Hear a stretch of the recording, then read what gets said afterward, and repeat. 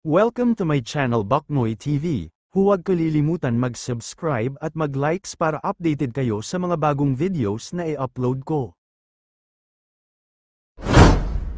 Nakakalungkot ang mga patayan na ginawa ni Duterte sa bayan. Patayan dito, patayan doon. Naanimoy pusa o aso ang buhay ng tao. Walang awa ang mga kriminal na mga pulis kung patayin ang mga taong walang kalaban-laban.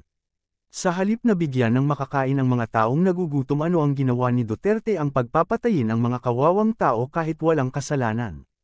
Makademonyong gawain ni Rodrigo Duterte. Naging salot na pangulo sa bayan.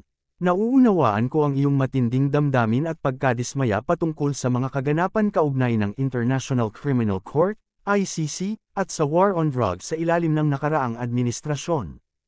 Ang mga isyu ng karapatang pantao at hustisya ay napakaseryoso. Ang pahayag ni Ombudsman Remulla, nihayag nga ni Ombudsman Jesus Crispin Remulla na mayroon siyang good authority para kumpirmahin ang paglabas ng warrant of arrest ng ICC laban kay Senador Ronald De La Rosa. Pagpapatuloy ng proseso, ang sinabi ni Remulla ay isang mahalagang indikasyon, ngunit tulad ng naunang nabanggit, ang ibang ahensya, tulad ng Department of Justice, DOJ, ay nagsasabi pa ring binaripika pa nila ang opisyal na paglabas ng warrant.